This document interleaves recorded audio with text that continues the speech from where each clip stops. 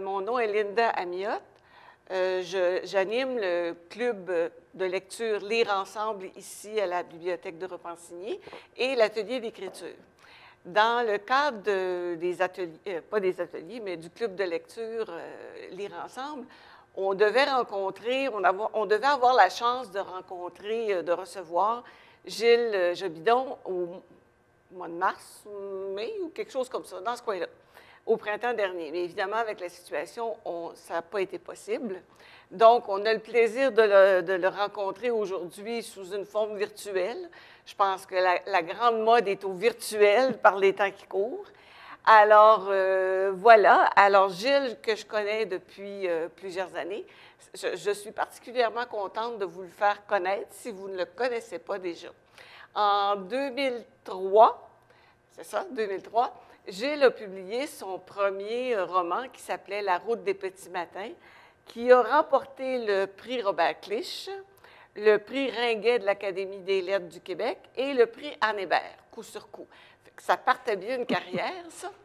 Et l'an passé, en 2019, il a remporté le prix des 5 continents qui est décerné par l'Organisation internationale de la francophonie. Donc, c'est un prix prestigieux qui permet de faire connaître un auteur un peu partout dans l'ensemble de la francophonie. C'était la deuxième fois seulement qu'un Québécois remportait ce prix-là. Il y a quelques années, Jocelyne Saucier l'avait remporté pour « Il pleuvait des oiseaux ». Alors, on est très contents, on est super bien représenté, le Québec, à ce prix-là. Alors, ben voilà. Et puis, ben oui, si je précisais qu'il a remporté le prix pour son roman Le Tranquille affligé, qui est paru chez Le Méac en 2018. Bon, voilà. Alors, donc, ce prix-là t'a amené à te promener un peu dans la francophonie malgré la situation qui commençait un peu. Est-ce que ça a changé quelque chose? Qu'est-ce que ça t'a apporté? Qu'est-ce que ça a changé pour toi? Ça a changé beaucoup de choses. Premièrement, j'ai reçu le prix en novembre 2019. Il devait y avoir 7 ou 8 voyages juste entre ce moment, c'est-à-dire entre février et peut-être ce mois-ci. Et tout a été annulé. Mais la francophonie comporte 88 pays quand même. Il y a énormément de... C'est c'est bouillonnant de culture. Ce qu'ils ont fait, c'est qu'ils ont fait des marathons de lecture sur Internet. C'est-à-dire qu'il y a des gens qui lisaient le livre pendant 4 ou 5 heures, d'un couvert à l'autre, un après l'autre. Ils étaient une trentaine ou une vingtaine. Il y en a eu 4 marathons comme ça. Et moi, j'arrivais vers la fin et je discutais avec eux. Mais des gens d'Inde, d'Afrique, de Roumanie, de Suède, d'un peu partout, des gens, des francophiles, des profs d'université, des comédiens, des gens qui parlaient un français impeccable, des traducteurs. Il va y en avoir peut-être un 5e bientôt avec des diplomates qui vont faire exactement le même exercice. Et après, on fait des discussions. Bientôt, je vais être invité d'honneur au Salon littéraire de Sofia, en Bulgarie. Des articles, plusieurs interviews. Il y a 2 traductions qui sont en cours, en bulgare et en roumain. Ce matin, justement, je parlais à la traductrice roumaine qui m'interviewait pour discuter de certains petits détails. Elle me disait qu'il va y avoir une revue littéraire qui va m'interviewer bientôt. Je fais partie du jury du prix des 5 continents pour l'an prochain. Et avec tout ça, il y a évidemment des voyages éventuels parce qu'ils vont peut-être un peu se reprendre quand la COVID va être terminée. Mais avec tout ça, mon prochain roman que j'avais commencé il y a 2 ans, j'ai dû le remettre au mois de janvier parce que j'ai vraiment pas le temps de travailler là-dessus actuellement. Ça demande énormément de travail. Mais est-ce que c'est plaisant, c'est agréable? Très, très agréable.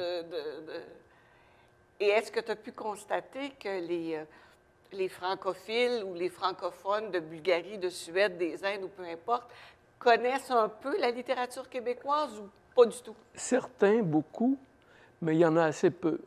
Il y en a assez peu qui connaissent la littérature québécoise. Et même que l'accent, parfois, pour eux, est un peu difficile. Pas énormément, mais quand même, parfois. Mais moi aussi, leur accent, parfois, était difficile pour moi. Mais c'était très agréable, tu sais, d'entendre parler des gens de partout, puis de voir comment la langue française est appréciée. Ça me faisait beaucoup, beaucoup plaisir. Ouais. Ce roman-là, Le Tranquille affligé, bon, le sujet est un peu particulier. Ça se passe dans les années 1850-60, dans ces eaux-là, en Chine. On est à l'époque des empereurs de Chine qui, bon, commencent à perdre du pouvoir parce qu'il y a la guerre de l'opium, il y a les colonisateurs français, anglais, tout ça qui commencent à vouloir s'installer puis prendre de plus en plus d'emprise. Et ton histoire, c'est un jésuite défroqué qui travaille pour l'empereur, dans le fond. Et l'empereur lui demande d'aller dans une île perdue au milieu de l'océan Indien pour aller chercher une teinture noire qui n'existe pas ailleurs, et qui pense, selon une sorte de mythologie quelconque, là, que ça va sauver son royaume, ça va sauver son empire. Alors, comment c'est né, cette histoire-là? Cette histoire-là est née, comme toutes les histoires que j'écris, par amour, parce que j'écris avec mon cœur. C'est né à partir de lectures où j'ai été absolument indigné de savoir qu'est-ce que ça voulait dire, la guerre de l'opium, parce que c'est un très beau titre, la guerre de l'opium, mais si on comprend bien ce dont il s'agit, c'est qu'un État narcotrafiquant qui s'appelle l'Angleterre a fait du trafic d'opium pendant 200 ans en Chine, alors qu'il n'y avait pas d'opium en Chine. L'opium vient de l'Inde et amené graduellement le peuple à devenir opiumane et aller jusqu'à l'empereur. Ça allait, toute l'intelligentsia, tous les grands mandarins de l'État étaient devenus opiomanes et tout ça. Alors, à partir de cette indignation-là, j'ai mêlé ça avec mon imaginaire, si tu veux, pour m'inspirer de tout ça, pour faire une espèce de plan, parce que moi, je travaille toujours visuellement d'abord. Je viens du domaine de la peinture, donc j'ai fait beaucoup de recherches visuelles où j'ai trouvé des lieux, des paysages, des visages aussi, et je fais une espèce de bouillon, de soupe avec toutes ces idées-là, puis je réduis ça. Je réduis pour que ça devienne... Cette réduction-là donne, à un moment donné, deux personnages qui sont des personnages très importants, qui sont Jacques Trévier, le jésuite défroqué, et Armand Pive, qui était un jésuite aussi. Et ça parle beaucoup de la solitude de l'artiste, du scientifique, de l'intellectuel. Et ces gens-là, en voulant changer le monde, ils deviennent des victimes du pouvoir. Et tout ça est dans une Chine qui se sentait vraiment supérieure à tout le reste du monde, une Chine très superstitieuse. Et c'est aussi une période où l'Occident est très colonisateur. Il est pressé, il y a des besoins d'expansion terribles. Et il y a des influences philosophiques ou esthétiques à cette époque-là qui font que les pays européens s'arrachent la technologie chinoise. Par exemple, la soie, la porcelaine ça devient complètement une folie. Et il y a des trafics, il y a de l'espionnage, il y a des vols technologiques. Et tout ça dans un contexte où il y a le rejet des valeurs de l'autre. Les uns rejettent les autres et les autres rejettent les uns. Et ça rappelle grandement ce qu'on vit actuellement à notre époque. Et j'ai développé des personnages dans cette exploration romanesque-là, de façon à faire comprendre la collision des valeurs qu'il y a eu à cette époque-là, mais qui sont brûlantes d'actualité. ça arrive maintenant exactement. Pas de la même façon, mais c'est tout à fait ce qui se passe actuellement. Une des choses qui m'a beaucoup... Bien, j'ai lu toute ton œuvre, alors je la connais quand même pas mal, mais dans celui-là, ce qui m'a particulièrement plu, c'est le côté... il y a une écriture qui est très particulière, avec de l'ironie, très actuelle, parce que tu parles... On est en 1860, mais certaines expressions, certaines façons, le style est très, très moderne, très contemporain. Ça m'a beaucoup plu, ça. Et ça faisait beaucoup contraste avec Combustio, par exemple, qui est une brique. Alors, as-tu travaillé différemment pour ce roman-là? J'ai entendu de la part de musiciens que ça prend à peu près 10 ans à se détendre avant d'être détendu avec un instrument de musique. J'ai l'impression, moi ça fait 20 ans que j'écris, j'ai l'impression que je commence à me détendre aussi de cette manière-là. Ce qui ne veut pas dire que mes autres romans n'étaient pas détendus, mais dans celui-ci, j'ai eu vraiment du plaisir.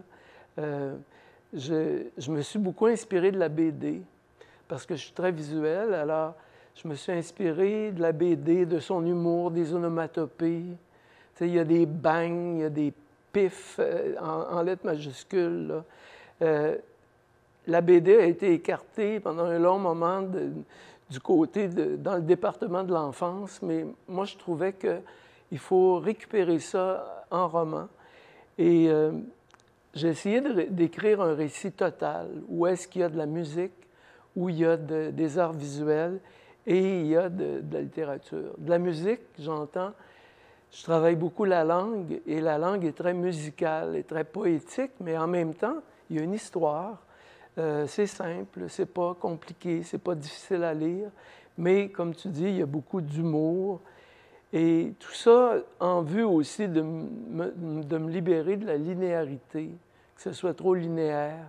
Alors, en mélangeant les pratiques artistiques comme ça, la musique, la bande dessinée, les arts visuels et la littérature, je crée quelque chose de différent.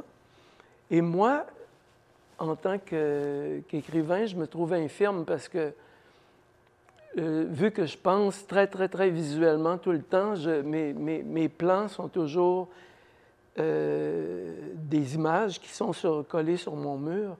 Donc, pour moi, c'est comme si je traduis ces images-là, mais à l'écrit. Alors, cette infirmité-là devient une force d'une certaine façon.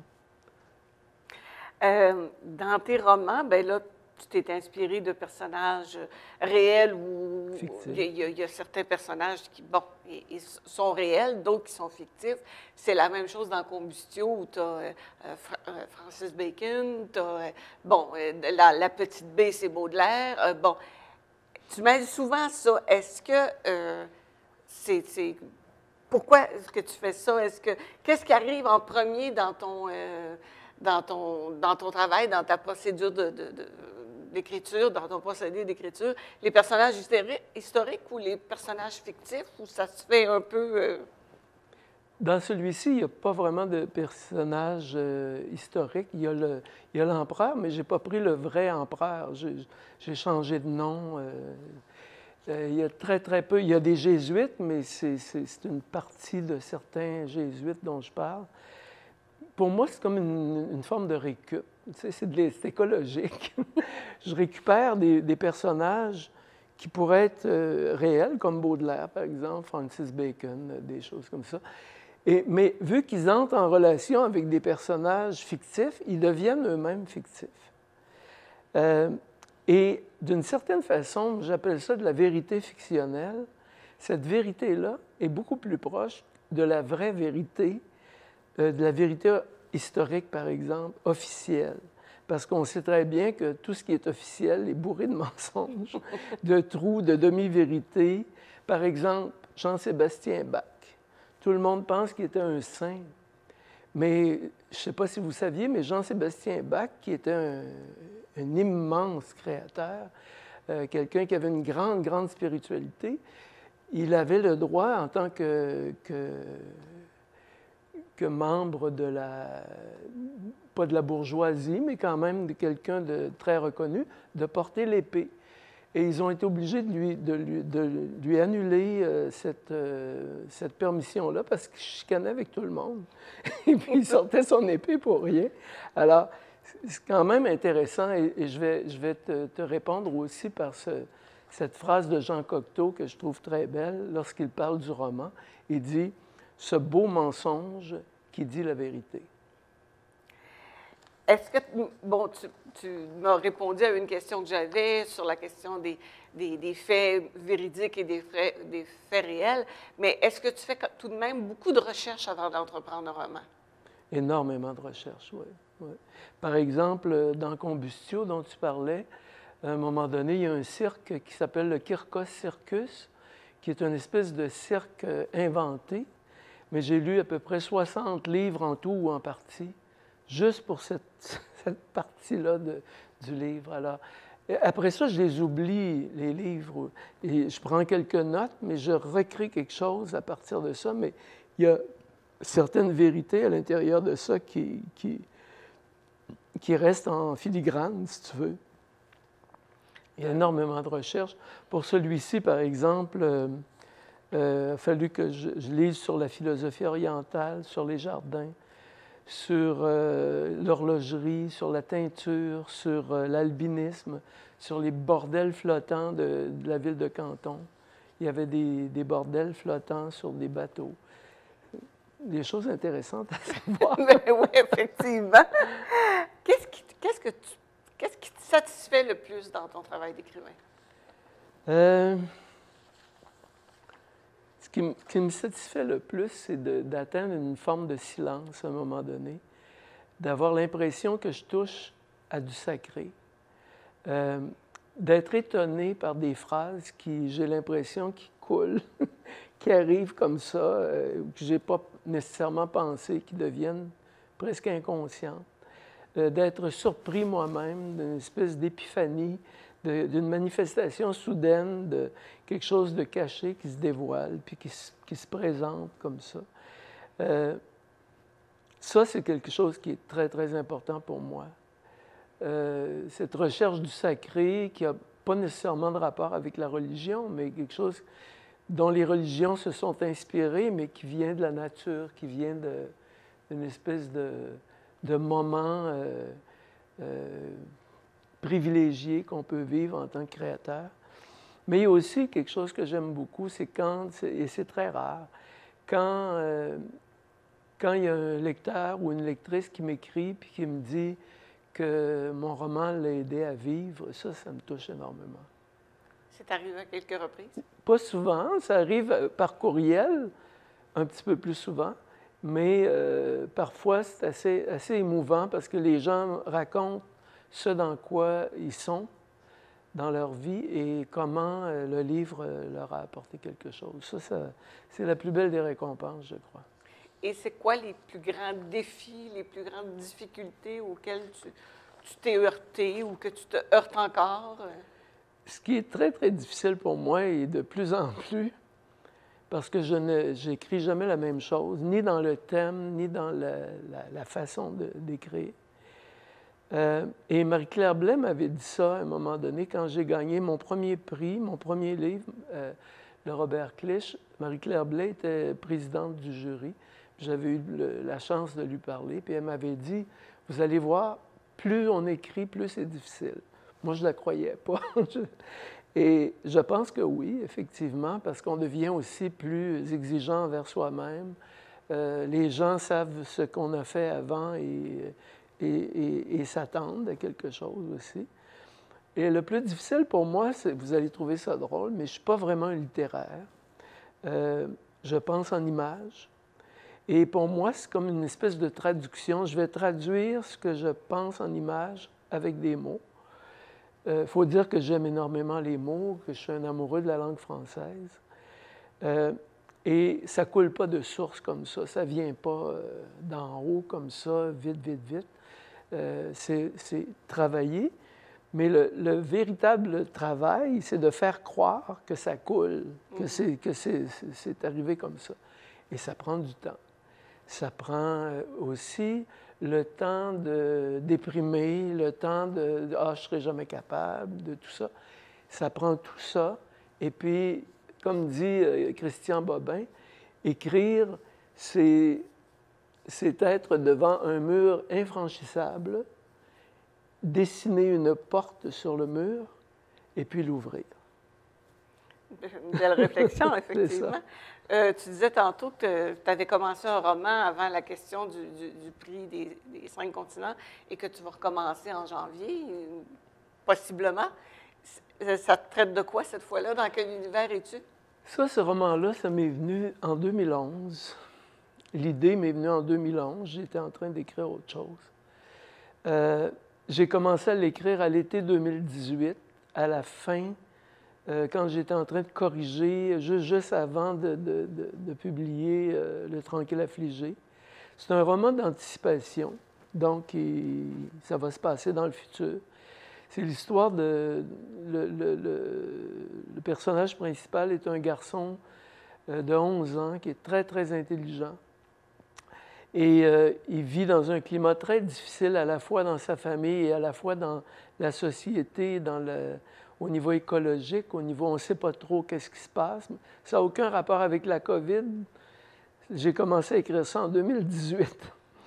Et je ne tomberai pas là-dedans non plus. Je n'en parlerai pas vraiment. Ça va rester comme en filigrane, en sous-couche, tout ça. Et c'est aussi inspiré de l'Arche de Noé, où il va y avoir un paquebot. Et dans cette société-là, les artistes vont être devenus des gens qui vont être complètement rejetés de la société, pour toutes sortes de raisons. Et dans ce paquebot-là, au lieu d'y avoir des animaux, comme dans l'Arche de Noé, il va y avoir des artistes. Et ces artistes-là vont essayer d'aller réinventer un monde meilleur dans ce paquebot-là. Intéressant. C'est l'idée de base.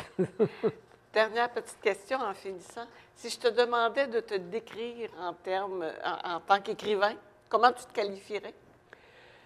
Oui.